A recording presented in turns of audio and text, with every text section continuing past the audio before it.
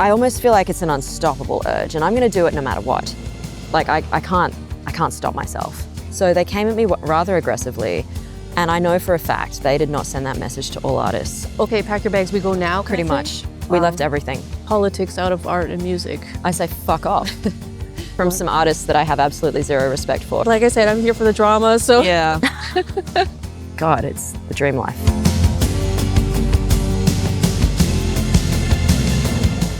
Hi, I'm Sally Dige, a solo artist living in Berlin.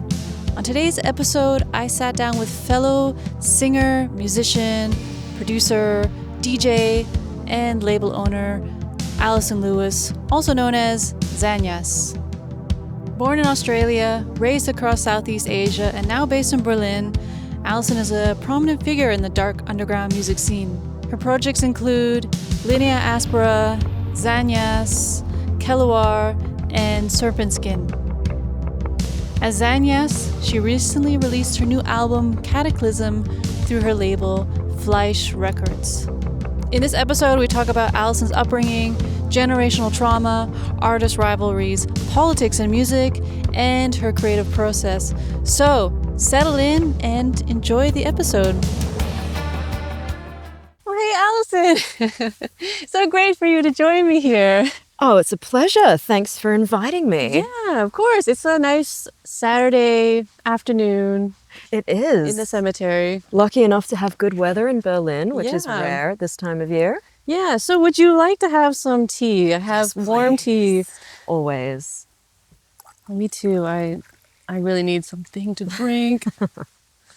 So you just got back from tour. I did, yes. And how long was your tour? It was only 2 weeks, but we played 8 shows in 10 days, so it was short and intense. Oh my gosh. Is that show every day?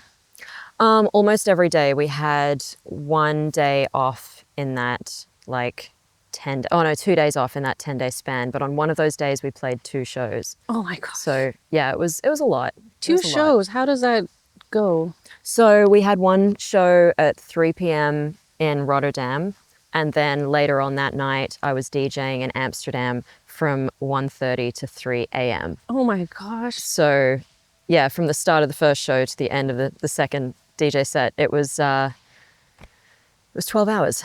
How did you... So you finish at 1:30 a.m. What time do you get in bed and what time do you have to wake up the next morning for that? So on this particular day, we started out in Paris. So I had to wake up at about 6:30 a.m.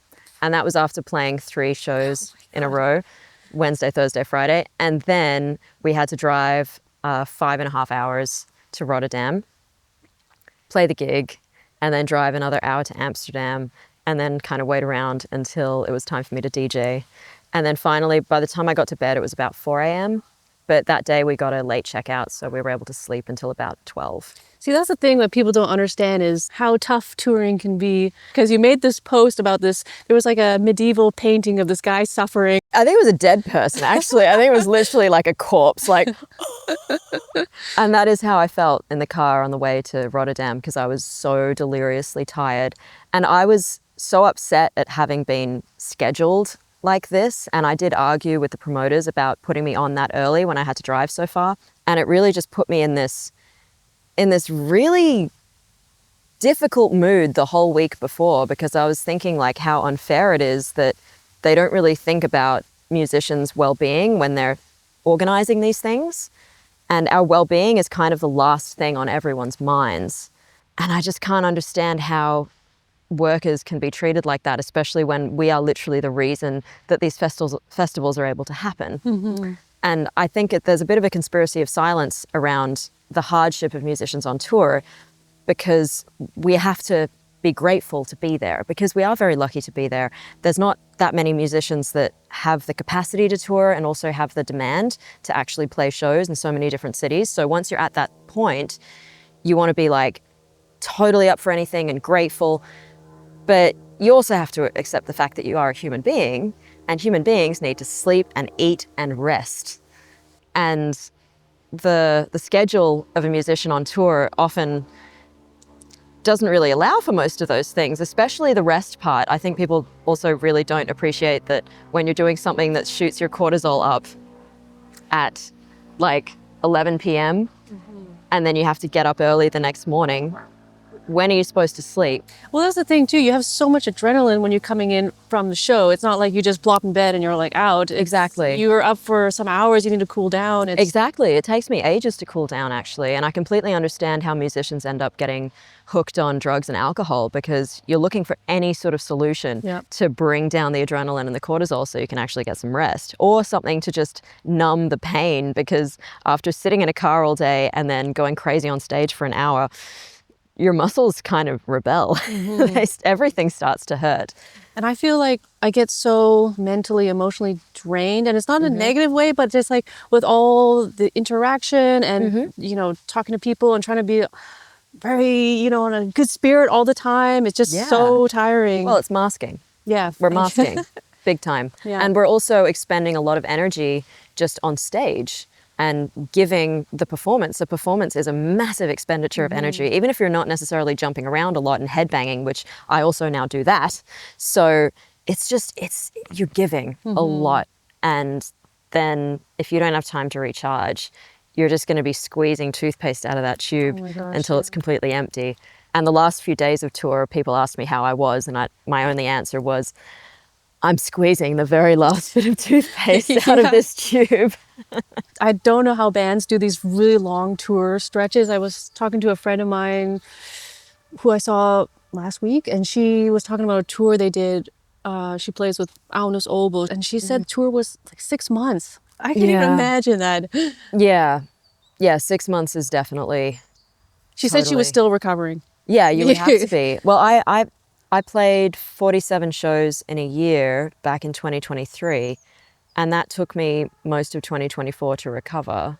And then this year I decided very purposefully to make very short tours, and those actually feel quite manageable, although at the time when they're too intense, they're still not quite manageable. So I'm still figuring out the balance, but I am determined to figure out the balance, because not only do I love touring, and I feel like it's a really important part of like presenting the art, I almost feel like it's an unstoppable urge, and I'm going to do it no matter what. Like I can't stop myself. And I think that goes for a lot of musicians. Like there is something incredibly addictive about going out and doing that, especially when you're doing it with your best friends. And you're basically just on this adventure with your best friends, going on stage, playing music that you love every single night. Like it is living the dream, but it's just too much of that dream all at once. And if we can figure out a way to do it at a more relaxed pace, then God, it's the dream life. Yeah, and then you will have more energy to write, to create. You're not going to burn out. Exactly. Because burnout's huge. Burnout is like, it's such a real thing, and people don't take it seriously enough. One last thing about touring. My friend Martha was also here, and we were talking about how like musicians and artists, especially musicians, we live on a totally different rhythm of life. Yeah.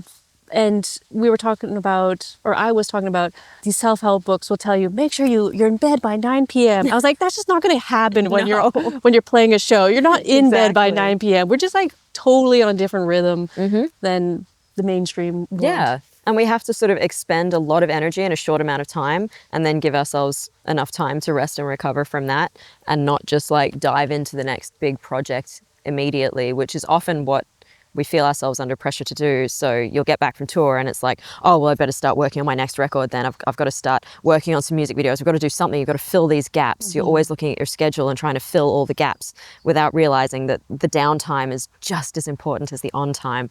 That's when we process life into the art. So I guess I would like to start with just a little intro of how we met, because you're one of the first people that I met in Berlin. Yeah. I did a short visit in 2012. This is before I actually moved here. And I met you at the Drop Dead Festival, and you came up to me, you're with a bunch of friends, and you said to me, hey, you're going to school with my ex back from Malaysia, which is like, what a small world. I'd totally forgotten about that too. But yeah, you went to art school with one of my exes from back in the day, a very, very long time ago. Was this high school days? High school. Oh yes. my gosh. Yes. My first boyfriend. Oh, wow. First serious Okay. boyfriend. Yeah. Yeah. It's such a small world. Such a small world. I love those small world stories. Speaking of small world stories, my friend Mary, she lived in this collective building here in Berlin. she knows that I'm half Danish, and she said, oh, there's this one roommate is also Danish. And it just so happened that her mother was the priest at my grandmother's funeral when I was 16. How, and this is like small town versus, like, even when she was explaining where it was, she's like, oh, it's, you won't know, it's like a small town of this other town. And I was like, thinking in my mind, it's like, is she going to say Linea? And it was her mom, That's so the priest. funny. And then here we are, years later, her punk daughter is living in this collective with my friend. And The world is so small, and I feel like these weird little connections happen way more frequently than they statistically should, if that makes sense. Like, I've bumped into people who I haven't seen from my school days in Malaysia. Like, I've bumped into them in the street in random towns in the UK and stuff like that. It's just so random. well, since you talked about Malaysia and your school days, why don't we talk about your beginning, the little Alison before coming to Berlin? Tell us a little bit. So my upbringing was a little bit out of the ordinary because both my parents worked in fields that took them overseas. So when I was born, my dad was working at this copper mine called Panguna in Papua New Guinea on the island of Bougainville. And my mother was studying a PhD in tropical biology, and she was doing it, like, she was studying the mountain streams of the island. So Is that where they met? no, that was how, like, they were able to kind of both have something going on in the same place and then move there. But they actually met when my dad was working at another mine in Australia, and he needed someone to come and check that the mine wasn't fucking up the river too much. So he hired an environmental consultant, and it was my mum. So they actually met wearing waders, Wow. like, out in the field. Oh my gosh. Okay. Yeah. And so both of their, even though they're doing, like, quite oppositional work, my dad is a mining engineer and my mother is a tropical biologist. So my dad is supposedly, you know, like, extracting from the environment. My mum's trying to save the environment. But their partnership has worked quite well because it means that my dad has been able to utilize my mother's knowledge to make the mining business a lot less environmentally devastating. Well, that's so interesting because one of the things that you're so passionate about is the environment and climate activism. And you've talked a lot about your mom's profession as a... It's definitely like a point I of always wrote this inspiration. down and I keep going. I was going to say rainforest, tropical biologist. It's so interesting to have this up-close view of your parents who both work in the environment from different from angles. totally different perspectives. Yeah. And I think that's been good for giving me a very wide perspective on the world and understanding the complexity of the world. Also, growing up in Papua New Guinea and then after that in Indonesia and then Malaysia, I think that was a very interesting way to sort of view myself, because I always knew that I was foreign and I always knew that I had this very special privilege in my foreignness in these specific places, because I witnessed extreme poverty.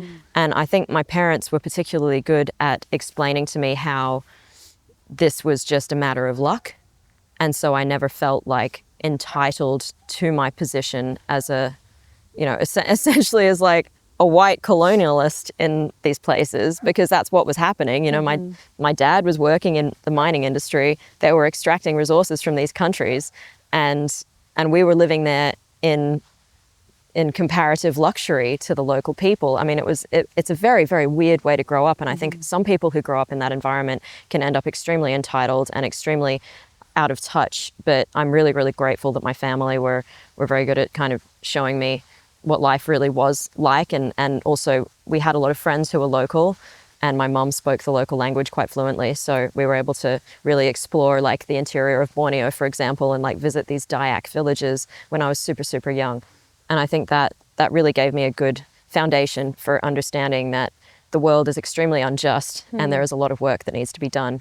And similarly, in the realm of the environment, I witnessed so much destruction just in my childhood, like watching rainforests get torn down in front of my eyes. You know, we would see the loggers, we would see what was happening, and it was absolutely horrifying. And I'd see my mum crying, witnessing these things. So I always knew, like, we have to do something about this. So did you then mostly grow up in Malaysia? Yeah. We spent, after just 6 months of me being alive, we were evacuated from Bougainville Island in Papua New Guinea because there was a civil war that broke out, and a central theme of that civil war was that the locals were not happy with the copper mine, which was fair enough because the deal made over the mine being there had been made with the elders who weren't really thinking about the younger generation. So when the younger generation came of age and they were like, wait a minute, what's in it for us?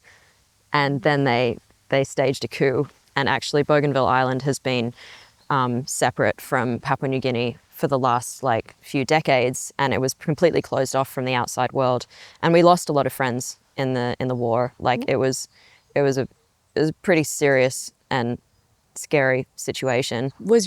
I think your mom was pregnant at that time with you. So she was pregnant when the war started. Okay. And then she went back to Australia to give birth to me. But then when I was just 3 weeks old, we went back to Papua New Guinea because my parents really wanted to stay in Bougainville. They loved it. They were friends with so many of the locals. It was like a paradise for them. And it was really good for my mum's research.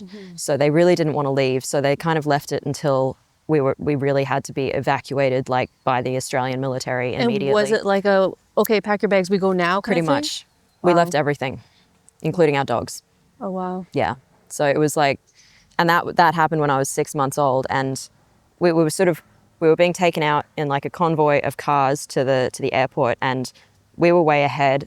My dad was a bit behind us, and then the guy in the car behind him got shot. Oh my God. Whoa. So it was a pretty serious trauma for like a baby to be exposed to that, I guess. Yeah. And of course, like now, it seems like nothing in comparison to what like children in Gaza are experiencing. So when I think about how that experience has definitely had knock-on effects in my life. Like I was by far the most anxious child in my family. I was always like really just, I felt things so strongly and mostly in a negative way. And it's taken me up until my mid-30s to kind of resolve a lot of that in my body and to feel at home in my body. So when I witness what's going on in the world today and I think about how that's going to affect the children that are And currently not just the being children, but also traumatized. the descendants. The descendants, yes. Exactly. Because these things do get passed down generation to generation. There's been research done on Holocaust survivors and their children. Generational trauma is so real. And we need to think about the future when we conduct ourselves in the present. And that's something that the disgusting white men currently in power that are all at war with each other, they don't think about that. Speaking of this topic, I had written this down, but we can just jump to it because it's really relevant. I was on YouTube and I saw this video of Miley Cyrus come up. She was talking about a therapy session, EMDR. I have to look at it because I always say EDM. It was an EDM session. So I've always had to like pause, EMDR. And she was talking about the same theme where she said she always had this anxiety with playing live. And so she did this session and the therapist told her she was guided to seat herself on a train. And she said the therapist told her to watch her life like a movie pass by in the window. The therapist asked her, what's the feeling of anxiety that comes up for you when you're performing? And in her hypnotic state, she said, I just want them to love me so bad. Oh. And her therapist asked, when was the first time you felt that way? And then she said she saw the train move backwards. And she saw herself in the womb of her biological grandmother because her mom was adopted. Exactly. And she could hear her biological parents talking about giving the child up for adoption. And she could hear her mother saying, I just want them to love me. I just want them to love me so badly. Yeah. And when the therapist asked, when's the next time you felt that way? She said she saw herself being handed to the same adoptive grandmother that her mom was handed to. And in that moment, she said she felt her mother and hers unison right away. And she said that she felt that this inner feeling she'd carried all these years of, I want them to love me so bad, wasn't hers, but it was her mom's. And it just like was really interesting going on this theme about carrying these memories or traumas from your ancestors, your parents. And I'm wondering, can we even already start to feel this trauma in the womb? Oh, totally. I mean, I think when you're just an egg, you know, and you are an egg in your grandmother's body because that's when your mother's ovaries and eggs are formed. So I think it's so real. And I think it's not only the epigenetic factor, it's also just the factor of the emotional environment that a child ends up born into. And I'm really going down the Gabor Mate path here because I've been reading The Myth of Normal recently. And that book, just every single word of it resonates so strongly. And it really makes me feel like it validates so many of the hunches that I've had for a long time about how we function. Was there And- something that he said that really particularly resonated with Well, you? just the way that he's describing how basically all mental illness and addiction and all of these problems that we so frequently individually blame people for, they're just the result of our environment. And that's our environment both when we're a child and the environment of like the society that we live in. Because the society we live in is toxic as fuck. Oh, yeah. Like it is encouraging us to do everything that is kind of biologically bad for us while discouraging the things that heal and provide us joy. So like community and just moving our bodies and not getting stressed about shit. Like there is a way that humans can live that is so nice. And it's like capitalism has just been like, none of those, we're going to take all the bad stuff.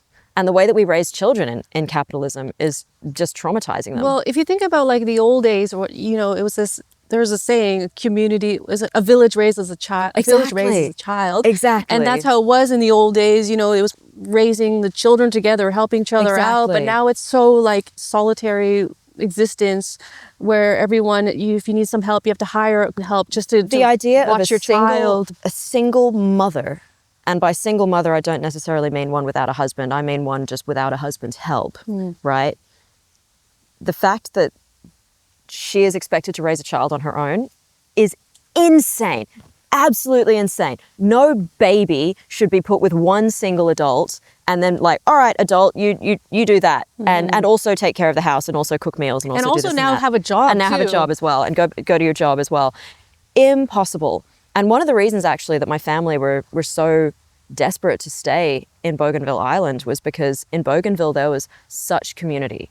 Like when me and my sister were babies, my mum didn't have to hold us all the time. There was a ton of people who were desperate to hold us. And there's photos of us like just surrounded by our friends who just wanted to help take care of us. Like we were being raised by a village.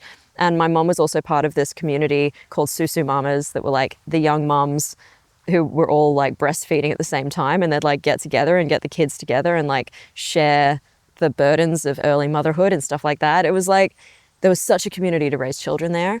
And I think I'm really lucky that I was raised in Papua New Guinea and Southeast Asia because my mum wasn't completely in charge of taking care of every part of me. So she was actually able to do the fun parenting stuff. She didn't have to do all the drudgery all the time because there were so many people who could help. There's this really interesting documentary. I don't know if you heard about it, called Babies. Oh, I haven't. Oh, it's such a good documentary. And they look at, I think it's like 5 families. They look at the baby from birth to like 1 year old. One is from this African tribe. I can't remember what it's called. Mongolia, the US, Japan. Maybe that's all. Oh yeah, And I love these documentaries. They're so that look good. at- And they don't have yeah. any speaking. They just watch the baby, like pre-birth, the birth, and they watch the development of the child for 1 year. And you see like in the African tribe, there's like people all around, the children all together. They're kind of raised together in this, like you said, this more village. And the children, it seems like they develop faster somehow. I don't know. Yeah. They're learning from each other. And it just seems course. like, and then you see, the Japan one where there's like all this stimulation all the time, and the Mongolian one, the parents are just out in the field working. They just tie the kid up to the bed, and sometimes the kid's just crawling around outside with the goat. Was it the goats or something? Like Yeah. they're just totally on their own, and it's just super interesting to see the way that they're raised differently. Totally. And I think there's so much to be said for parenting in a way that a kid can be kind of integrated into your life as a parent, so you don't have to like give up your life for the child, because that leads to resentment and that leads to some of the deepest trauma that people That was carry. actually Mary was also here, and that was something that she wanted to talk about, was parenthood, especially motherhood as an artist, because she was saying like how it just feels like, especially for women and being an artist, it's this expectation that, okay, now when you become a mother, you give up your career. You cannot do both. You have to sacrifice. You have to become invisible. You have to, it's over for you. And it's just like, how can we change a structure that, yes, you can still be a mother, you can still be an artist. It doesn't have to Yeah. choose one or the other. And maybe we need to create some new structure with community or somehow so that this can... Yeah, well, work. the dichotomy between do you become a mother or do you keep being an artist? So many female artists bring this up. You know, it comes up so much in their art as well. I actually just read an interview with Florence Welch today from Florence and the Machine, and she was talking about this ectopic pregnancy that she had and how before she got pregnant, she was like thinking about, okay, well, do I keep being a pop star or do I become a mum? And also Stevie Nicks at one point said like she made the decision that she had to keep playing and writing the songs because the songs were more important than becoming a mother. So it was just a choice. Choose yeah, one it's or a the other. binary, and it is a shame it has to be like that. And I certainly feel like I've had to make that choice myself. And for me, it's kind of easier because, you know, raising a child's very expensive and I can't afford that. So then the decision's made for me. But sometimes I question it, of course. Yeah, like I think about it all the time, as Charlie XCX said. And do men have to think about this so much? No, they don't. They can just have the child, go back on tour. I mean, that's the thing with the Ozzy Osbourne. He just died, and it's like, oh, he had his 3 kids. He also had 3 kids before Sharon. That Oh, he really? No one knows this. He had 3 kids before, just dumped those kids, left, and continued his life as a rock star. Yeah. It's a common story. Yeah. It's such a common story. So, Alison, I just have to say, I'm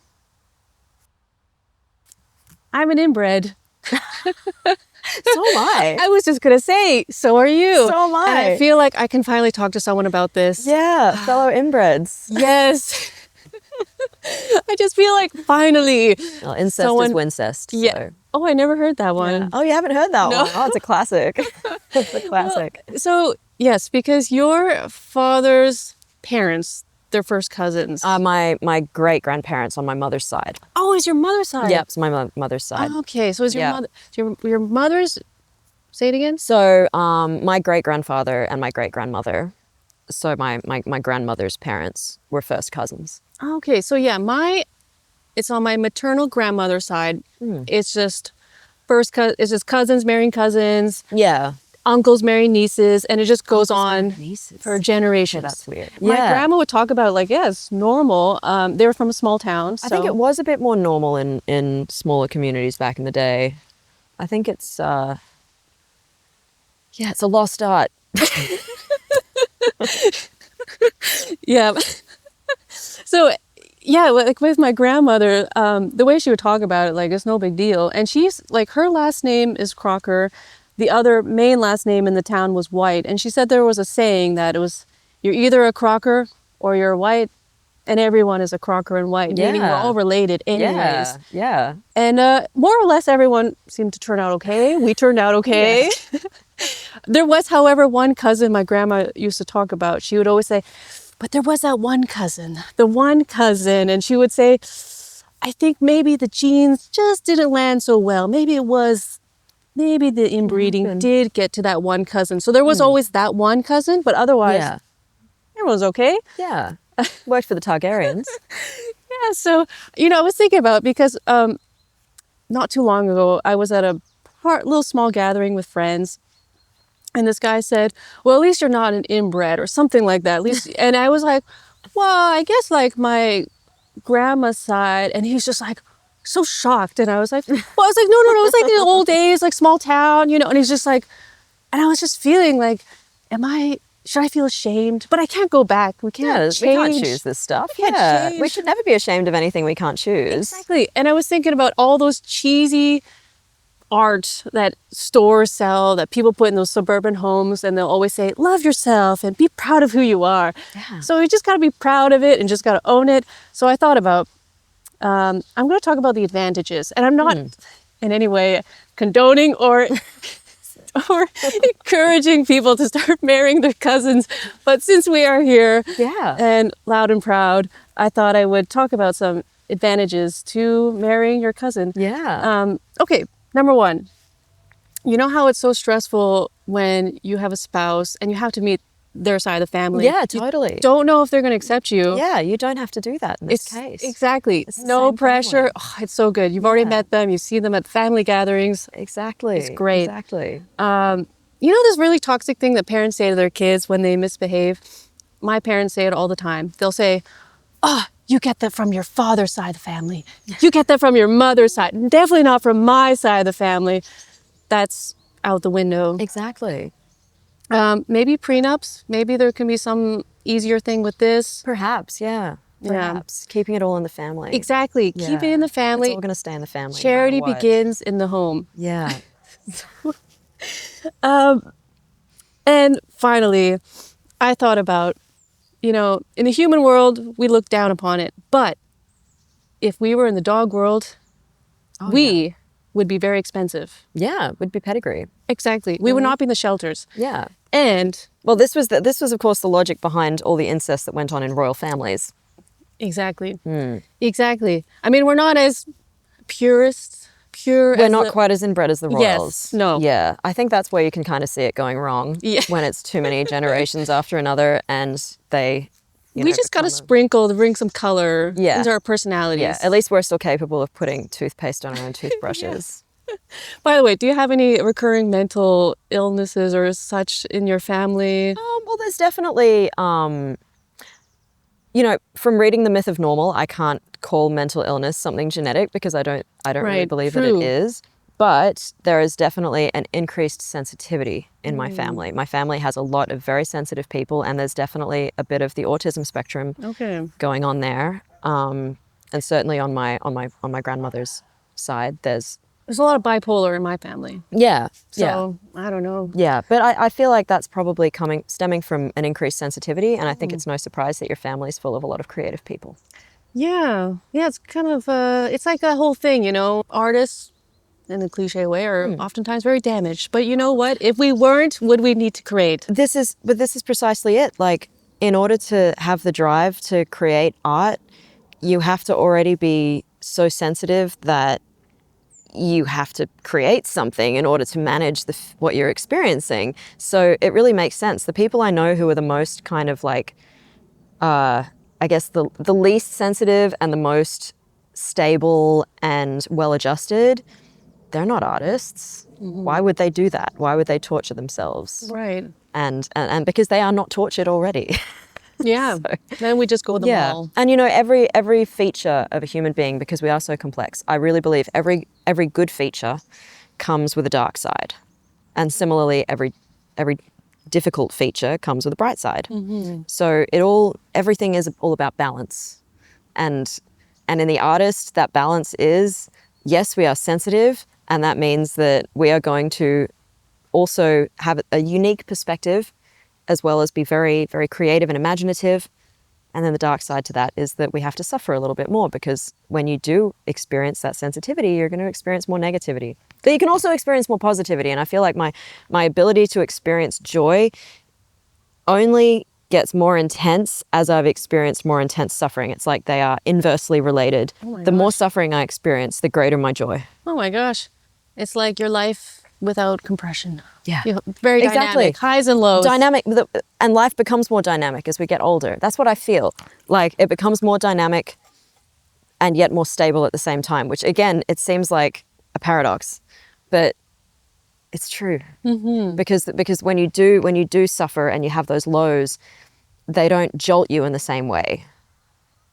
But then you can have a really nice high after that. Yeah. Well, just to go a little bit back to the dogs. Yeah. So yes, I wanted to talk about, just for fun. Yeah. Again, imagine we're in the dog world. Yeah. And we are now very important and very expensive. And all of our mutt friends, the one thing they can't participate in is the dog shows. So I was thinking about, like, you know what? If it's a dog world, at least we get to participate in the ballrooms. So I thought about, if we were dogs, which dog would we be? I was thinking it was the Scottish side, but that was the inbred. It is the Scottish side. Okay, good. It is the Scottish side. So I was trying to think of, like, what dog you would be in the dog world. We're in the dog show, remember? And I was like, okay, I looked up Scottish dogs, and I was like, okay, border collie, you've described yourself as workaholic, but I feel like that's too basic, like, you're not a basic border collie. And I was looking at all the dogs, and I thought about this one, just because the hair really made me think of your music video. I think it was cataclysm. Yeah. Yes, with the long black flowing hair. So I thought about Skye Terrier. Oh yeah. So- So I can vibe with that because it's also very similar to the long, short-legged dogs that I favor in my life. Yes, your old dog. Because as we know, all my family dogs are Dachshund mixes with various hair lengths and various levels of scruffiness. So Skye Terrier. Let's pretend you're the Skye Terrier. One of Scotland's oldest dog breeds. Rare breed. A favorite breed of the nobility. Oh yes. You're a hunter. You hunt badgers, otters, foxes. I love otters. So that checks out. You're ready to fight if provoked. 100%. Stubborn, headstrong, fierce, but incredibly lovable. I agree. Yeah. Friendly, but tend to be shy. Yeah. Easily picks. Oh, okay. So easily picks on its companions. I changed. It was owner, but I changed it to companion. Yeah, that's 'cause better. We're not Fuck owned. owners. Yeah. So easily picks up on its companions' emotions, and will cheer them up or comfort them by licking away their tears. I do that a lot. Wow. Yeah. Dislikes boredom. Definitely. Yeah. And I just just to know, put your lifespan 12 to great. 14 years. All right, 65 to 78, a bit shorter than I'd hoped, but whatever. So, because my family, of course, are the inbred families from Newfoundland. Yeah. I had no choice. Yeah. For me, it is the Newfoundland dog. Oh, look at that. Now I would call that a magnificent dog. So the Newfoundland dog, originally bred and used as working dogs for fishermen in Newfoundland, and my family were all fishermen. Uh-huh. For work, they tow the fishermen's carts. They pull the logs from the forest to lumberjacks. They haul in fishermen's nets, jump from boats to retrieve lost I'm equipment. sure you've done that. Come on, this is my life. Jumps out of low-flying planes. And helicopters to rescue swimmers in distress. Oh my God. That's you. That just describes That's me. you. Since they are bred to work and they always need a job or else they become bored and will wreck stuff out of Oh boredom. yeah, I can see that. So, Yeah. so neither one of us likes That's to what be you do bored. to your apartment, isn't it? Hey, that's why we're not filming there, because this is what happened. Yeah. They're extremely food motivated, which I feel connected with that one. One of the biggest dog breeds. Their expression is soft and soulful. They're gentle, patient, loyal, messy, easily dirty with drool everywhere. Drool everywhere. Yeah. Yeah. An unnamed Newfoundland is credited for saving Napoleon Bonaparte in 1815, and their lifespan, I'm surprised, was Damn, that's older. long. 11 years Yeah. old, between 93 to 99 years old. Ah, good for you. Hey, Yeah. it's all that work rescuing Yeah. rescuing All that people. on the- jumping from helicopters really keeps you Well, young. that's what they say. Exercise extends your life. It does. So It there does. you go. And meaning. Having meaning. So, okay, imagine now. Here we are in the dog world. We are living the glamour life. Yeah. We are performers. We're entertainers. We like show business. So we get to perform in the dog shows. Our mutt friends get to watch from the bleachers because they can't participate. So now imagine here we are winning first place. Best in show. Oh, Hey. look at that. Look at that. That is, I definitely need this. So, I need to take a photo of this. I had to blot out the guys' faces just in case. Yeah, but, we don't want to give away those identities. This guy was they hold a leash in the show, but again, we are Yeah. independent dogs. No, Yeah, we're not. remove the leash. We are not on Remove the anyone's leash. So here's Alison, best in show. Look at that. What are the colors of the Australian flag? Is that similar colors? Yeah, I mean, the Australian flag is just the colours of the British flag, but that's not the real Australian flag. The real Australian flag's different colours, but that's okay. Okay. Well, anyways, you're I go best by the in Indigenous show. Australian flag. You're best in show. Look at you. The cameras are going. For me, I'm also best in show. I took the white and black Newfoundland dog. I got this red stage, and look at this red Beautiful, pedestal. yeah. It's also like the Canadian and Danish flag. So here we Yeah. are look at us, glamour Yeah. life. Yeah, we So won. We won. Yeah, We're winning. we are winning. In the dog Yes. world. And maybe Yes. also in the human world. Yeah. No, well, that was an amazing. How do we get onto this? Wow. We're From incest to dogs. We're connecting on our backgrounds Yeah, exactly. and talking about exactly. epigenetics, where we come from. Yeah. So it all comes from. Yeah, plenty of generational trauma in these little pedigrees here. Yeah. So, it's good to know. It's just good to acknowledge. And like I said, I just want to, for once, be a little not ashamed and just proud of who I am. Lean in. Yeah, lean in. I'm leaning in. So that's the end of the dog segment. Amazing. Well done. Okay, I'm glad you liked it. I wasn't sure how it would go. Yeah. Well, when you talk about incest, you never know how it's going to go down. Exactly. Some people might be like, but it's who we are. So exactly. One more sip. Okay, so you recently released your single Serpent Smile, which is accompanied by a music video. And you've talked about how this is a diss track.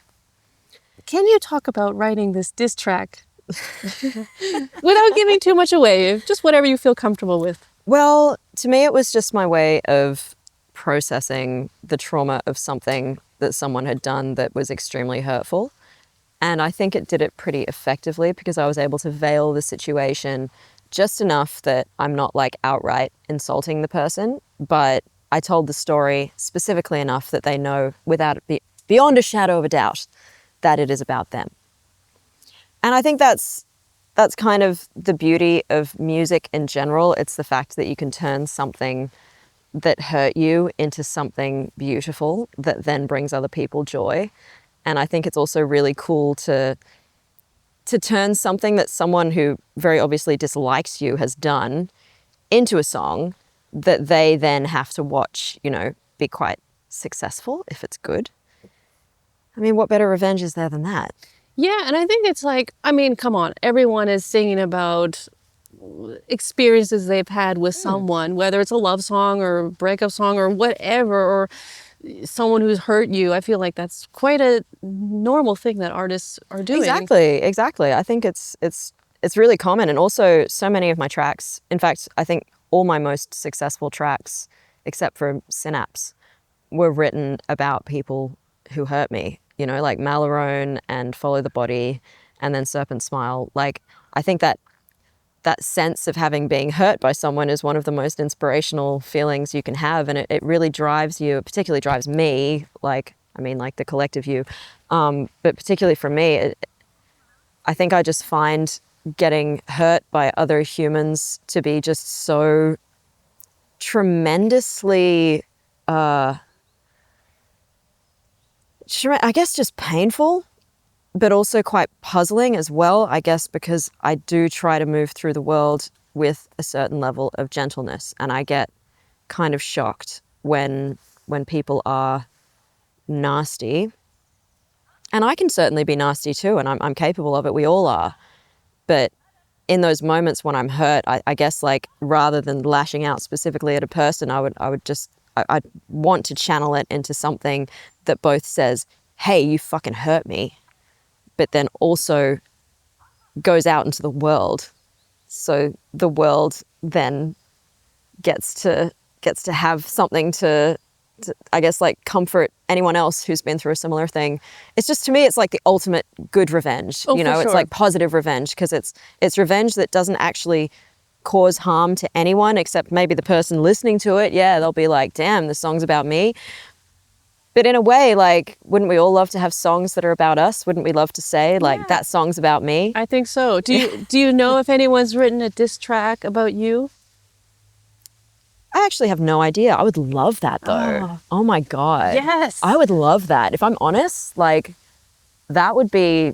It's kind of like a little bit of a compliment in a way. Someone thought about you to write about you, right? It is. And that's another reason why I feel like my diss tracks, so to speak, are a gift. Totally. They're a gift. They're a gift both to the world and to the person who inspired them. And they're also just like, they're just good songs. Like, and wouldn't that be great to be the inspiration of such a great song on the best song on the album? Oh, I think it's the ultimate compliment. I think it's the ultimate compliment to have inspired a track that's that good. Mm-hmm. And we talked about how there's artists like, as we all know, Drake versus Lamar, now it's Ethel Cain versus Lana Del Rey, and especially the hip hop music, there was of course like Kool Moe Dee versus LL Cool J, who made it very publicly known their rivalry. And I think people love it. And sometimes I wonder if it's fabricated with these record labels, because it's such a frenzy when you have these rivalries, and it's such a great marketing plan. Sell a lot of records, you know, people are reading every lyric and they're trying to buy more from one artist. So I was thinking it's a really good marketing idea. And I wonder if this other artist might be inspired to make a diss track about you, and you guys can just start selling more records. I would love that. I would honestly love that.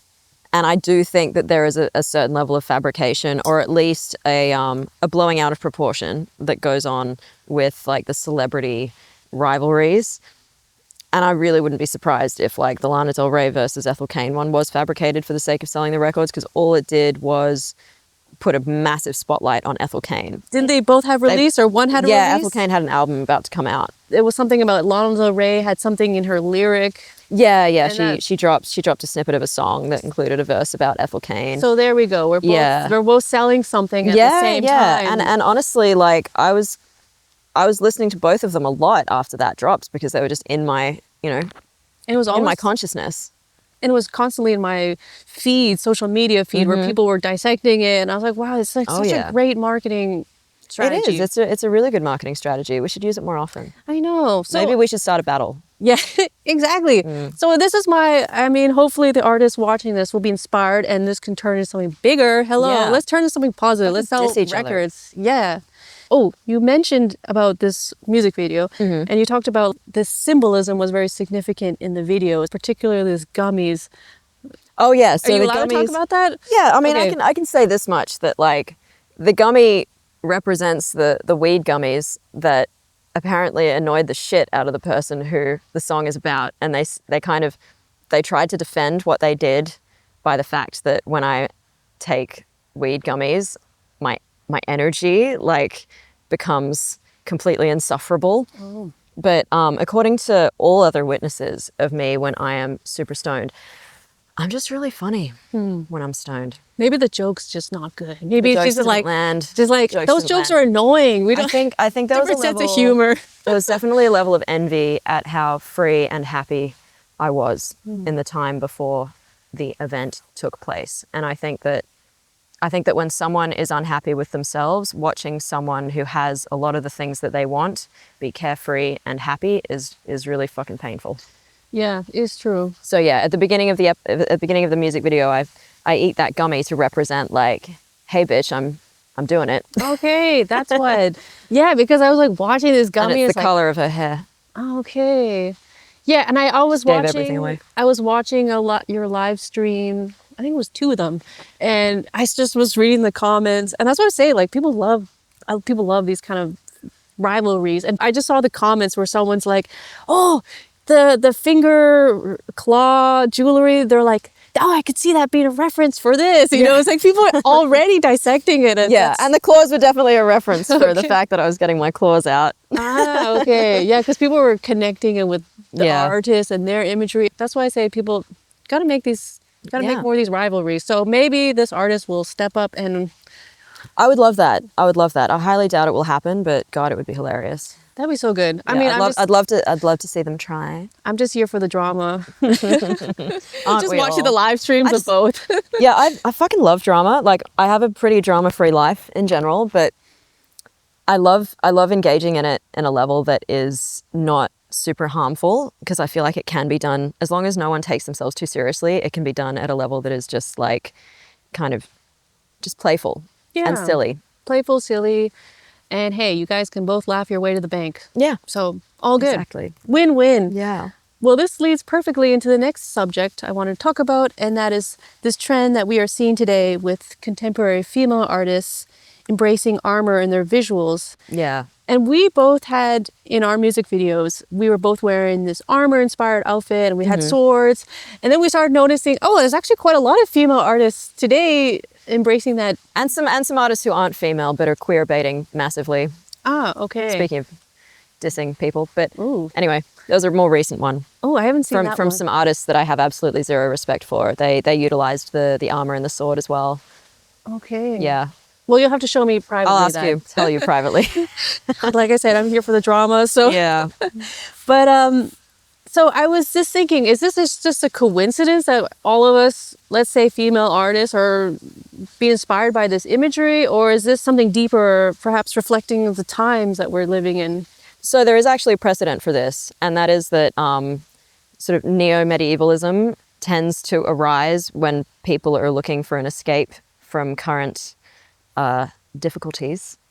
And I think right now with the current world being so difficult to face, there's definitely an escapist thread here where we're looking back. We're looking not only to fantasy worlds to escape, but also looking back with fondness and with nostalgia for a bygone era. And I think there's also something to be said for the power of wearing armor and holding a sword. You know, it can give us this sense that we do actually still have power. And that's certainly the context in which I was using it in Dawn, because I really want people to harness the collective power. And that's what the song is about. And so bringing in the sword was about like, hey, we have the power, we just have to pick it up and use it. Definitely. And it's interesting that, for example, you know, with these flotillas going to Gaza, I saw a lot of people comparing Greta Thunberg to Joan of Arc, like this female figure who is leading a movement. Yeah, and the strength in that, and A resistance. Yeah. Yes, it is interesting seeing all that. It definitely must mean something. Yeah. Oh, it totally does. Like we are. There will always be, like, as we move through history, there's always going to be kind of echoes that repeat themselves. And while it never repeats itself fully, and particularly now we're living in a very unprecedented time with the amount of technology that we have and what that technology is doing to us, that we have no prediction for where all of this will lead.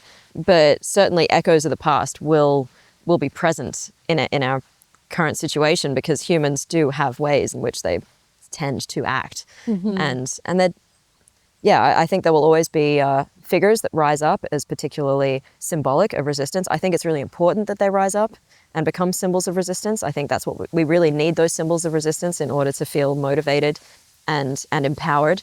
And I think Greta's a fantastic example of that. And I hope to see more. I really hope to see more in the coming years, because we need them. Definitely. I mean, I've been seeing like all these old wealthy men on these news channels making fun of this young girl and calling her an idiot and stuff like that. I'm like, this young girl's so brave, so much braver than any of them. Exactly. Well, I think young women tend to be the most powerful, actually, like, because women are inherently a lot more powerful than men. Like, if you just are going to take just look at the fact that we've been oppressed for thousands of years, and yet we still do most of the work in the world and raise the children and literally like create life. Like there's a lot to be said for a woman's body just in itself. Yeah. And even like the studies on the biology of women and men, like male babies are a lot weaker than female babies. They just don't have the same strength in them. And that's just a biological fact. It's kind of hilarious that now there's this stereotype that like men are stronger than women, and it's like, yeah, they can build more muscle mass and be good at the things that more muscle mass are good for, but women are just like have just as many, if not more, advantages in other physical tasks. Definitely in pain, pain tolerance. Yeah. But I saw a great video the other day talking about how like the Olympics was made by men. So of course most Olympic sports are measuring things that men tend to be good at. But imagine if we had an Olympics that was made by women, it wouldn't be about weightlifting, you know, it wouldn't be about running a certain speed. It would probably be things that require more agility and precision and things like that. Oh, that's so interesting. Yeah. Oh, I never thought about that, but it is true. Oh, I wanted to mention this one thing, just because it's funny, but you had posted about some female artists who had accused you of stealing her armor imagery in your music video, Dawn. Yes. I was accused of cultural appropriation. Cultural appropriation? There was cultural appropriation thrown in there because she's Asian. And just by stealing from an Asian artist, I think it must have been cultural appropriation, because as far as I know, like the whole armor and sword thing, at least in the way that I was portraying it, because I had like the armor was scale mailed, that is actually more of a modern invention, and the sword was made by a Greek armorer, So yeah, there was actually nothing Asian I was about just gonna say how about it. is It was, you know, It's this stretching a artist. bit. I think this artist just has a case of extreme main character syndrome, and felt threatened by the fact that I was doing something that was like vaguely similar to stuff that she had done, and she felt this sort of ownership over the idea, which is what tends to happen when people are very, very insecure. They feel like their ideas are somehow an extension of them and can therefore be stolen. And I kind of really deeply disagree with that perspective on ideas. Like, as far as I'm concerned, like, there's kind of a collective unconscious from which we're all plucking the same things. Like, I love the story of the fact that Dennis the Menace, the cartoon, was actually released on the same day in both America and the UK, two separate cartoons called Dennis the Menace. And the two people who created them had no idea that the other one What? existed. It Are you was just serious? a coincidence, yeah. Oh my gosh. It's just a coincidence. And these happen all the time because, like, we are all just products of our environment and our cultural context. And there are certain things that are going to float into our subconscious around the same time. Like, people will come up with similar ideas in completely separate locations, and they'd never have to even speak to each other, but they're under the influence of similar things. I always think that's so dumb too. Yeah, like speaking about copying, like who is the originator? Everyone's being inspired or stealing, whatever you want to call it, from each other. And it's like, Exactly. once you dissect it, it's like, oh, that could be taken from there and that could be taken from there. And that's also why I kind of hate this, you know, when artists will try to sue you because maybe that top line melody sounds like one of theirs. It's like, Yeah, oh my gosh, yeah. are you serious? Where are we going to go with this? Exactly. I'm a big believer in interpolation. Like, I think that it's great to just take a melody and then mix it up a little. I think we're constantly remixing each other, and I think and I'm constantly sampling each other too. And I think both of those things should only ever be encouraged and done more of. Like, we shouldn't be afraid of messing around with someone else's ideas, as long as you're not just like taking someone's whole song and saying, right, I Yeah. wrote this, it's mine. Yeah. As long as because you then also have to have the same attitude towards your creation. Like, well, I didn't create this. Someone else plus my subconscious plus all my experiences, everything has come together to create this creation of mine. Well, if you think about like the genre of hip hop, that wouldn't exist. This whole Exactly. genre without sampling. Exactly. And the music I make couldn't exist without sampling. I'm sampling all the time, whether I'm sampling from, like, I've got these old Indonesian gamelan records that I sampled a lot from for my first album. And then I also take like one-hit drum samples from all different sources. And sometimes I'll take like just one moment of a voice from a track. Like, I think I've sampled Caroline Polachek's voice just to create like a synth sound. You know, when you're sampling in that way and you're literally just taking a source of sound and then using it and manipulating it in a whole other way, like, that's fine. Totally. And I think that some artists, they will get so nervous, they'll play a little melody and they'll be like, oh no, that sounds like something from Yes, or so, you know, and then it's just like, Yeah. it just stunts all the creativity And when there's a you're finite- worried all the time about what you're creating. Exactly. And I feel like there is a finite number of melodies that sound good together, right? And there are certain melodies that also just resonate really, really beautifully, like certain chord progressions that just immediately just like hit you. And I love hearing those chord progressions used in different ways in different songs. Like, they're good chord progressions. I would sort of liken them more to, rather than like a melody being something that like one person composed at one time and everyone else copied them, I'd view it more as a sacred geometry that someone discovered, and then other people discovered it too. And when they're like, oh, that sacred geometry, that makes me feel good. That makes me feel feelings. I'm going to use it again, you know? Thankfully, you can't, as far as I know, you can't copyright chord progressions. All the songs at this point would have been Yeah, well, pop punk would have been just sued itself out of existence. totally. I wanted to talk about politics in music because you recently had to cancel your performance at Amphi Festival. It's a goth festival in Germany due to the promoters not wanting you to speak about Palestine on the Yeah. stage. And can you just tell me a bit about what happened in that situation? So it was really unfortunate the way that they went about it, because I think it could have been resolved quite easily if they had just been a little bit nicer. But they kind of came at me with this. They claimed to have sent this email around to all artists. They were like, we just want to send a message to all artists saying that we weren't allowed to make any political statements on stage or use any political slogans. Otherwise, they would be taking legal action and our performance would be stopped. Whoa. So they came at me rather aggressively. And I know for a fact they did not send that message to all artists. I'm pretty sure they only sent it to me because I couldn't actually find another artist on that festival who was receiving the same message. So they lied from the get-go. And when I explained to them that my performance was kind of inherently political because so much of my new album is political, they just kept coming back at me with the same like, okay, but you can't display a Palestinian flag. Specifically a Palestinian flag. So what is it you're trying to silence here? Yeah. It became very, very clear. And I did come at them with questions to corner them with this, to kind of have them out themselves, because I knew from the beginning that the reason they wanted me to be quiet was because of my pro-Palestine stance. So I did ask a few questions to try to kind of get them to admit it, and they essentially did. But when they brought up the Palestinian flag, and then when I just said, okay, look, I can make my performance as like, you know, apolitical as possible just by singing the songs, and I won't speak too much and I won't display any flags, but can you at least condemn the genocidal actions of Israel? And I asked them to just do that in an email to me. I just wanted them to condemn the genocidal actions of Israel, so I knew that I was dealing with people who understood the situation and weren't like pro-genocide. Yeah. And they couldn't do that.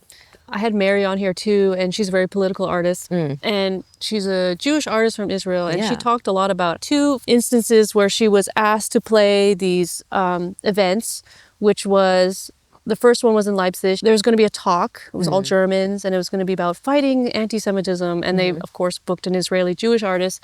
And when she asked That you would perform on the condition that you could also be a part of the panel, because it was going to be no Jewish, no Israelis, as far as I understood, just all Germans, and they did not want you to be a part of the discussion. And again, very typical. It's like sing and shut up. the second performance she had to turn down was, it was the Anne Frank Institute with the Dutch Embassy. It was a memorial for the Holocaust. Okay. That's the context. Like, it was actually With the Dutch Embassy and the Anne Frank the Foundation. Anne Frank Foundation in Berlin. The guy who wrote to me was German. And I asked him if I could make a statement, given my background. And he said that he would really appreciate it if I didn't make any statements. The funniest part was that he said that we should all learn from the past. I can't just talk about the Holocaust and not talk about what we're doing. And so Mary talked about, she found that a lot of these spaces that we're, you know, fighting anti-Semitism. She says, turns out a lot of them are typically right-wing, anti-Deutsch, and she feels just used as a token to throw in there. It was very clear that there was some kind of really strange, somewhat right-wing German undertone. Very manipulative. It's like, it's just the tokenization of taking Jewish Israeli participants in any kind of context and then just using you as a symbol, Like you know, token. a in a token. way. Well, the thing is, it's not about protecting Jews. It's not about that. It's about protecting a certain way of viewing the world that, unfortunately, and I truly believe that a lot of Germans aren't at the point of understanding this yet. And I want to give them the space to come to that understanding, because I know it's painful, because their understanding of the world is that Israel was built to protect Jews, and they feel very attached to that cause, which is perfectly noble. It stems from guilt for what their ancestors did, which was terrible. And I appreciate that, and that's why I try to be gentle with this when I can be. But at a certain point, like, you just have to wake the fuck up. You know, it becomes too obvious, and this genocide is being live streamed to our phones. Yeah. It's no longer, it's not a question. So yeah, I understand that the cognitive dissonance must just be so extreme to have to flip your entire worldview, but it has to, and I hope it does, and I hope that they don't experience too much shame and guilt when it does. Then it just repeats. It is, yeah, exactly, and it is, and the thing is, Israel wouldn't be doing this if Germany hadn't done what it did. Yeah. So it is just carrying on. It's like one terrible thing just leads to another terrible thing. And it relates back to our conversation on generational trauma, because generational trauma is literally like what is now, like, you abuse one group of people, and that group of people goes on to abuse another group of people because they're traumatized. Hurt people. On a It's big just going to keep scale. going. So it has me wondering, like, what's Palestine going to be? What are the survivors of this genocide going to be doing in the future? And it's just, it's a mess horrifying for generations. It's horrifying. Yeah. You have been very vocal about your views on the Gaza situation and Palestine during your performances. How have audiences and promoters responded when you spoke out on stage? Extremely positively. Extremely positively. Well, that's really good to hear. Yeah. Like, this is what makes me wonder where these, like, Zionists are, because they're not at my shows. And I guess this makes sense because I've made it clear for so long what my stance is. I can't imagine them coming to my shows. I've only had one person reach out and say that something I said was inappropriate recently, but what I said was actually really funny, so they need to shut the fuck up. Yeah, sense of humor, okay? But laughter during hard times is actually medicine. Exactly. But yeah, in general, at least now, at the beginning of the genocide, when I was speaking, like end of 2023, when I was speaking in Germany, the oxygen did tend to leave the room, but I would always, without fail, have a Palestinian person come up to me afterwards and say, thank you so much for talking. And without fail, there was always like one Palestinian in the audience. Every night when I was like a little bit unsure, like, oh God, how's this going to go down? Like, is this going to be, you know, my heart would start beating before I gave my little speech. Yes, I was going to say, are you really nervous when that? Sometimes. I always get so nervous. I get nervous just talking on the stage, so I imagine. You get used to it. Okay. It's one of those things that you do get used to. At the beginning, I was a little bit more shaky. And especially, like, there was one time where we were also, for another show with Linea Aspera, I was threatened with legal action if I basically said the wrong thing. But I did get them to say yes, that I could refer to genocide without actually saying the word Palestine. Mm-hmm. And I thought, okay, well, fine, I'll do it. Like, instead of canceling the show outright because it was just a few days before, I was like, okay, I'm going to give a speech where it's very obviously about Palestine. And then afterwards, everyone still thanked me for talking about Palestine. So I think my plan went well, but I was so nervous before then because I was thinking, okay, if I say the wrong thing, are they gonna take the legal action that they threatened? What a thing as like for an artist, I mean, to take legal action against you. It is so bizarre. Like, sometimes I actually have to pinch myself and be like, am I really like living in this world where I'm literally saying, like, I don't want kids to be murdered, and there's all these people who are like, actually, like, we might take legal action on that. Yeah. And just the fact that we're having these issues in a subcultural space. That's something that always blows my mind, which actually will tie into what I want to ask next, which is, okay, I'll go with my next question. So you've always been outspoken about injustices in the world and climate activism. So what do you say when people say to keep politics out of art and music? I say, fuck off. Like, politics and art are inextricably linked. Art is just another part of culture. Like, it's all, it's like, it's so totally deeply, you can't extract them. Speaking of, because you mentioned these alternative spaces, I feel like that in itself was a resistance. That was political if you look at the roots of it. 100%. Resisting this mainstream. I mean, it was not easy for a lot of these movements to begin. And these movements were a shelter for those who had been rejected by mainstream society, whether it was just like people who were a little bit weird, people who were queer, people who just had like different ways of doing things that mainstream society would either make fun of or outright ban and like get violent with. You know, like, subcultural spaces are meant to be the sanctuary from all of that shit. And they 100% need to be places where we discuss politics and where we discuss the way that things can change. Oh. Got a little dog in the... Yeah. So yeah, it's just so impossible to unlink the two. And if you take the politics out of the subcultural space, it's just become a stupid costume party. Exactly. It's become empty. It's always been political. And art, if art isn't political, it's just entertainment.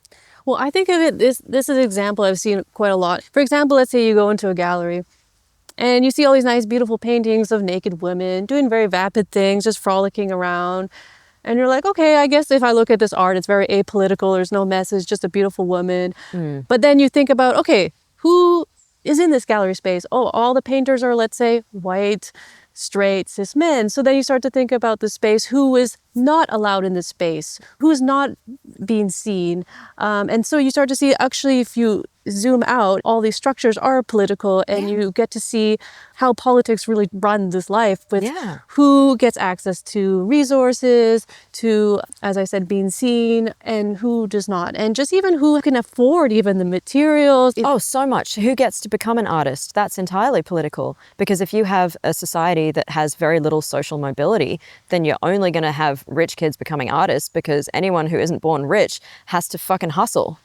And this is why I'm getting really fucking fed up with the way that the music business is going at the moment, because it is becoming so hard for anyone working or middle class to survive as an artist. So we're just ending up with all of these, like, most really successful musicians are from very wealthy families. And it's kind of always been like that, though. Yeah, but there was a little moment in time when the welfare states in the UK, Australia, America, in the Western world in general, were really strong. And that was in the 70s.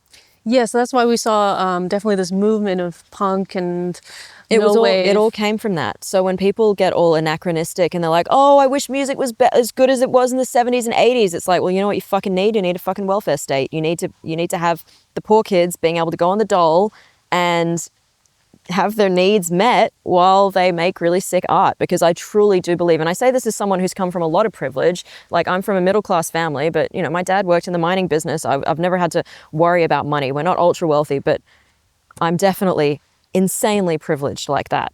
But I am bored as fuck by art made by rich kids, like the ones who grew up with the multiple, multiple swimming pool properties kind of vibe. No, they make boring music. They make really boring music. And I know this because I've met a lot of these musicians. You meet them and they're just like the most bland people who don't even seem to enjoy making their art, but they have this like... Why do you think they do it then, make their art?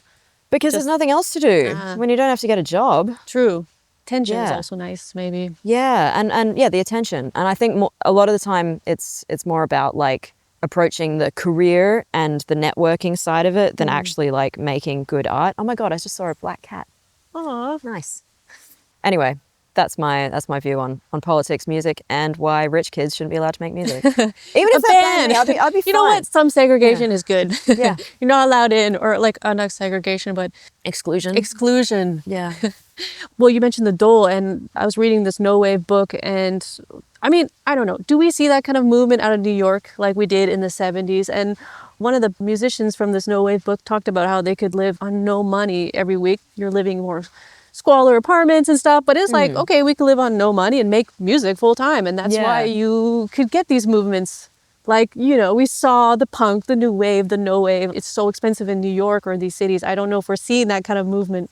Well, we won't. We just won't, because when the hustle is taking everyone's energy away, it just won't happen. And I certainly know from my own experience that the years in which I was the least financially secure were my least creatively successful years. I got barely any music made when all I was worried about was paying my rent.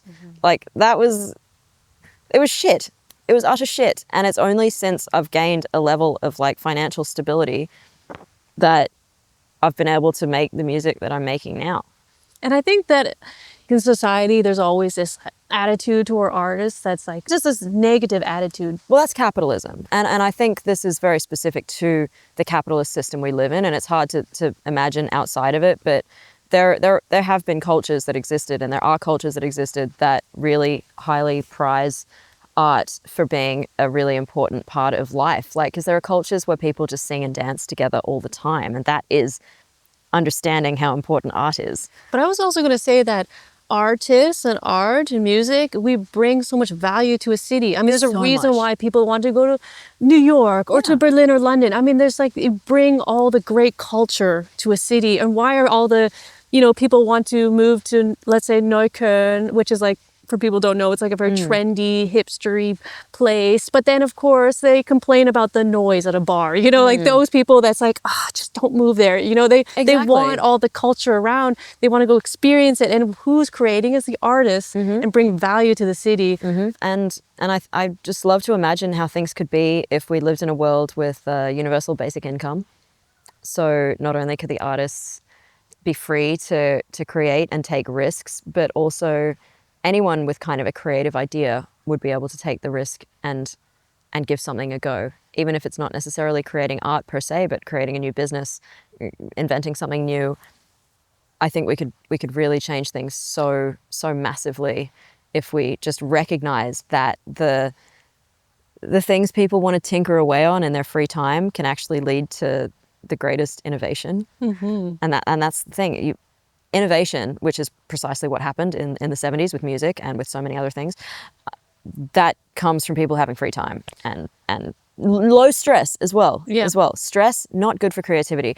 Cortisol and adrenaline and all the stress hormones, they literally like shut down your prefrontal cortex, which is where a lot of really important cognitive processing goes on. So yeah, can't be so creative then. Well, yeah, it's what an artist just needs is time. Yeah. Time to create. And also, I have talked about this with some friends. There's grants for artists to help them fund their projects. It's like, you know what we need is someone to pay our rent, first of all, because if we're using the money to pay all the expenses, which is great, but you still got to work full time and stress about your bills. I mean, you're not have the time to create and work on your album. So, I wish there could be added that in a bit more. Yeah, well, I can imagine a world that has, first off, universal basic income and extremely high taxes on billionaires. So billionaires don't exist. We don't need them.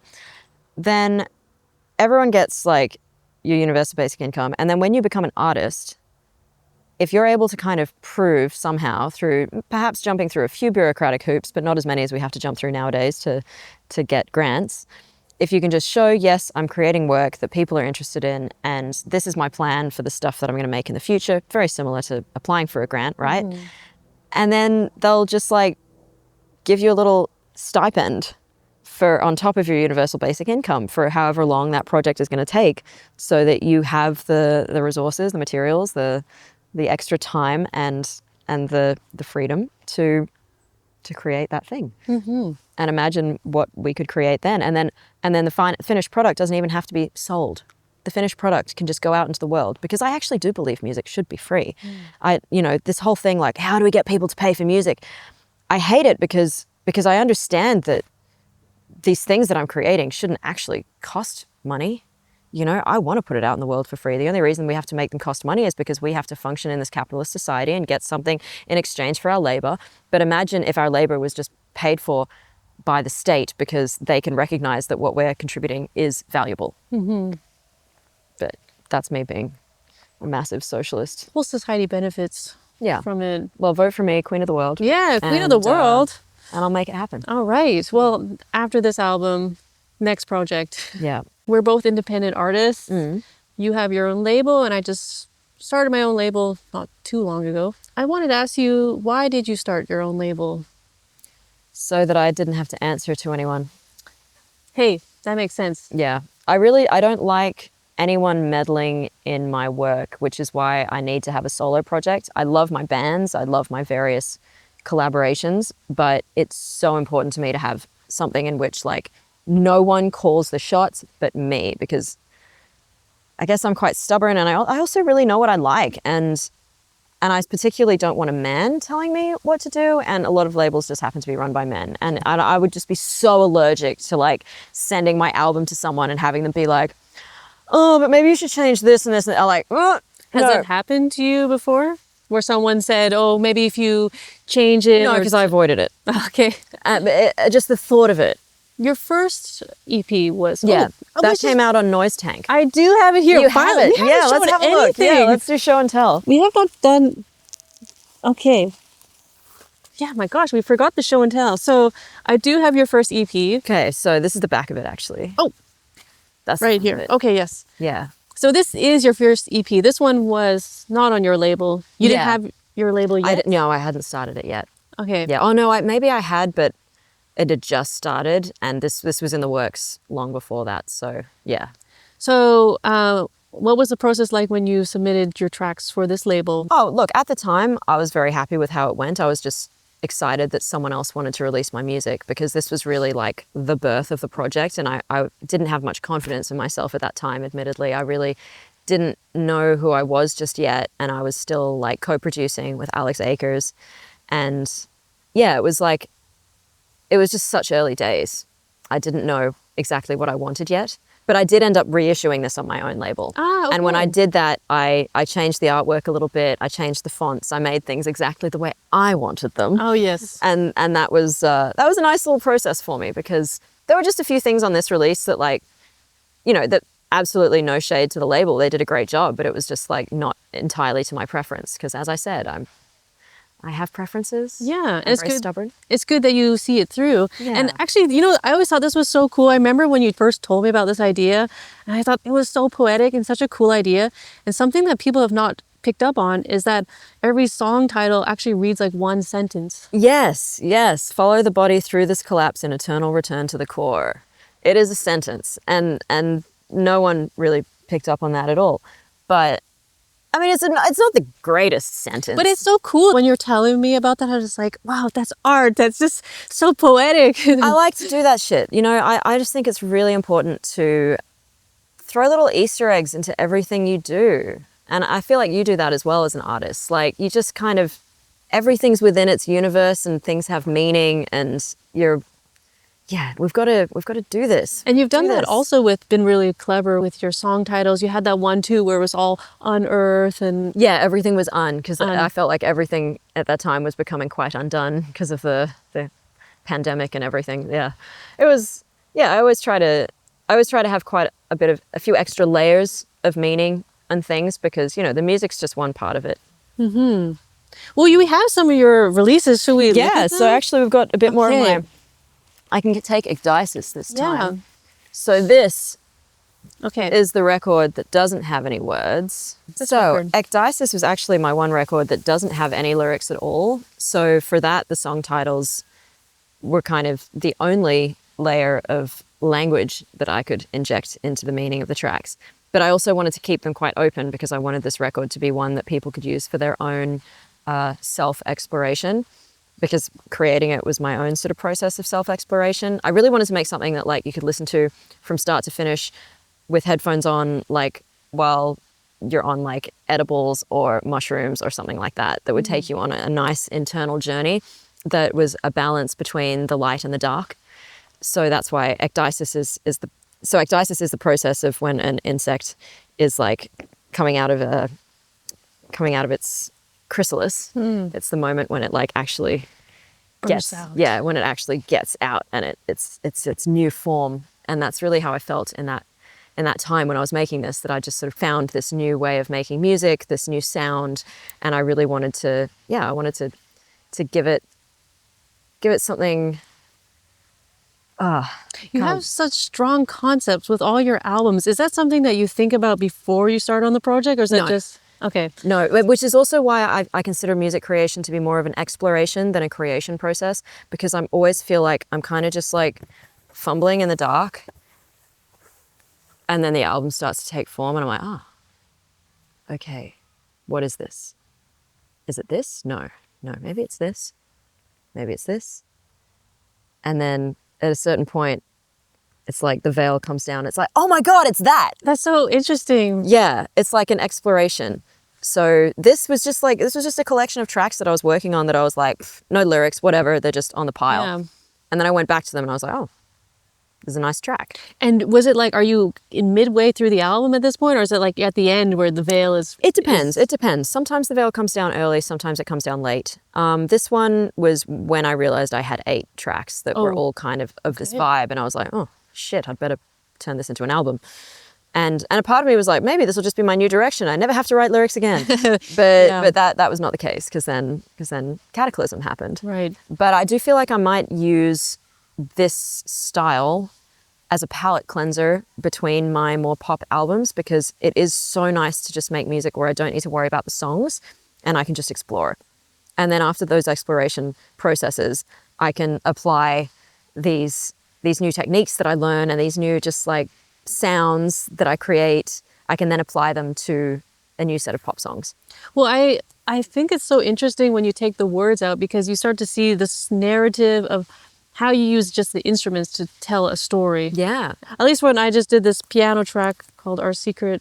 Oh yeah, I Yeah. love that one. And it was like, okay, and now I don't have to think about the voice. Now I'm going to focus my attention on this piano is telling the story. And it's just Exactly. so exactly. interesting.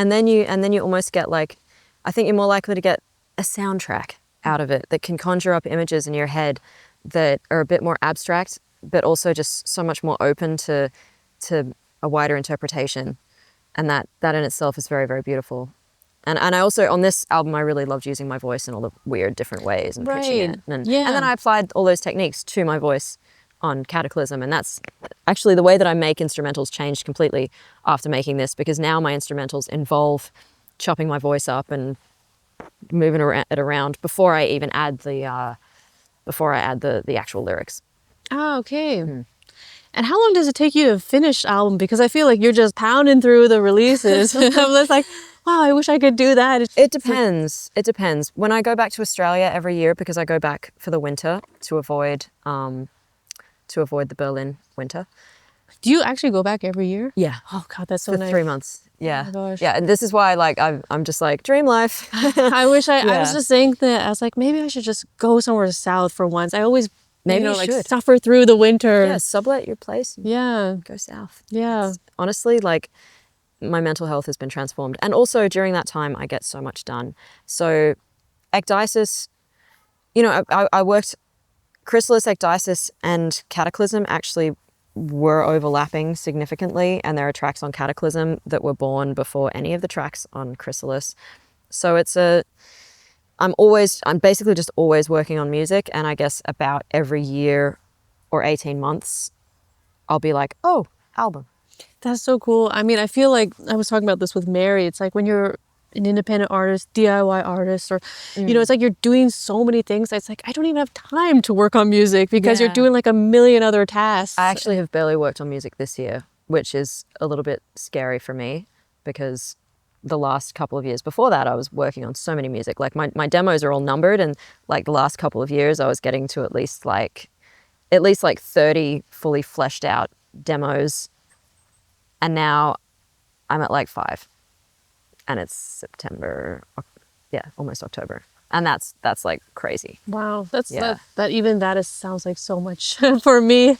But yeah, it's true. It's like when you have to do all this stuff. It's Yeah. Now it's like, oh yeah, right. I still have to work on music. Exactly. Put the time into it. Exactly. Well, yeah, doing all the video stuff Doing all takes the the longest time, as you videos, know. doing all the social media, Yeah. doing all the everything, your Yeah. label, Yeah, ordering the vinyl. just all of it. It's Yeah, like doing all the layouts. Because, yeah, I do all the layout for all my records as well. Oh, you do all the graphic yeah, design? all the... So I do have... Hedrico Rubens helps me with making things 3D, and we'll do like the 3D rendering and stuff like that, but I do the layout. Okay. So I always do the final file that gets sent to the pressing plant. And I really enjoy it. Like I love doing... oh, yeah, there's also an insert here. Ooh. So Hedrico did all of this.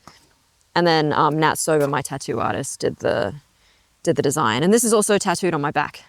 And you have also a new project that you just Yes. So this is the new one project you just started. So this is the one that just started this year.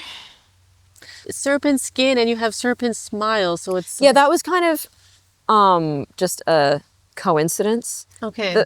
The word serpent was obviously very much in my head over the last year, and also it is the year of the snake, and that's also I'm we- in the Chinese zodiac. Yeah, yeah. Me too. Yeah. Are we so on the year of the snake now? Yeah. Oh wow! I Which is didn't. why everything's been very snaky this year. In what And way? Has it- but also like actually my snake thing kind of started last year when we had a python in our garage in Australia, and when my friends who were snake wranglers like took the python out of the garage, she seemed quite friendly, so they were like, do you want to hold her? So I was like, fuck yeah, I'm gonna hold her. gosh. So I had this lovely experience like with this wild python around my neck, and it was kind of amazing because every time I spoke, she'd tighten her grip around my neck a little, and I was trying to get my friend Rebecca's attention because I wanted her to come and take a photo, and I was like, Rebecca, Rebecca, It's like, Rebecca. But it was just this really beautiful encounter, and she'd laid eggs, and so snake wrangler friend took the eggs, hatched them, and then they have to release them in the same place that they're found. So we then released all these tiny little baby pythons. Oh my God, I was dying. They were so cute, so cute. And just having them writhe in your hands. And like I was putting them on my head and I was like, I'm Medusa. It was so much fun. So we released all these snakes into our garden. And actually recently we've had a ton of snakes around. Okay. And we were like, why do we have so many snakes? And it's like, oh, because we released a bunch of their babies. Yeah.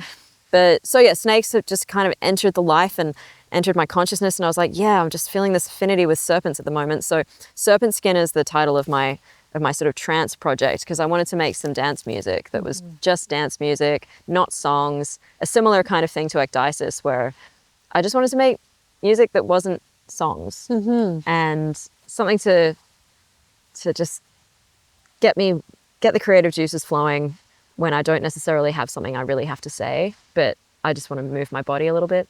So yeah, and this artwork is also by Hedrico Rubens. He did this entire thing, which I thought was just absolutely amazing. I wonder how his process is for doing that. Wow. Yeah, he's a bit of a genius. Like, he just produces these incredible pieces of work. Oh, so we have the back too. And the Whoa! back is cool. Yeah. Oh my gosh. Yeah. Yeah, it's very like futuristic. Yes. Ketamine in fields forever. Is that like the strawberry fields? Yeah, that was the reference. Yeah, all the tracks that have these just these Are you long performing titles. as Serpentskin as well? Yeah, sometimes. So I've played some DJ sets like with my Serpentskin tracks, but the trouble is that nowadays promoters don't want to take a chance on like a new name. So I've done most of my Serpentskin DJ sets as Zanias. Damn, like now that you say that, that must be really tricky for new bands. It's impossible. Oh my gosh. I don't know what. It's madness. Yeah, that's why you see a lot of bands always like when they have new projects. I always see they tag on their Spotify their other projects. Yeah. Well, you know? that's what I did on Spotify. I actually had it Serpentskin and Zanias, and for years, you know, like at the beginning of Zanias, it was always like Zanias, Linea Aspera, right. Linea Aspera. By the way, it's Linea Aspera, just in case you don't know, because like that was you got to sell it somehow, and I understand, but at the same time, I wish we had a bit more freedom to explore new names and new identities. I guess it's just like so much content nowadays, so much bands. It's an overload. Yeah. It's an overload. I think everything's just overloaded. I feel overloaded with information and content and music. Yeah, I think people need to slow down. Yeah, definitely. Yeah. Well, we don't have your latest album, but that's the new one that's so the coming latest out. album is coming out, Cataclysm. It hasn't arrived yet, but I do have the lighters. Ooh, yes, let's see the merch. Yeah. Okay. Yeah, so I made some lighters based on the songs. Whoa. So here, this is from your music video. Yeah, so there's this one's the Cataclysm lighter, and it says, "The world can't touch us here. Let it burn." Ha. Oh, Ha. wow, so clever. And then this one is "Anger turns to iron on the flame." Nice. From Dawn. And then there's me holding the sword, Woohoo. doing my cultural appropriation. Oh, yeah, right. Yeah. Who owns the sword? Burn down the system. Burn down the system, yes. Yeah, but we're not allowed to burn cigarettes or witches. You have also some other merch, too. Oh yeah, the last bit of merch. So this is also connected to the Ecdysis album, but I made a perfume Wow. because I felt like Ecdysis deserved an extra dimension, and I've always wanted to explore scent. And then my best friend in Athens, who also was the director of the Cataclysm and Dawn music videos, he happens to run the perfume brand called Saint Narcissus. And so he made this perfume for the album just based on things that I like. So there's sandalwood, there's night flower, there's tonka bean and vetiver and incense. It's like there's a lot of ingredients in this one. My friends have said that it smells like a haunted church. Ooh. I remember I came by your place one time and you had all these sample scents out, and I think you're preparing something for your next album? Yes. So I am going to be making a Cataclysm scent. I'm actually about to go to Athens and do that with Apostolos.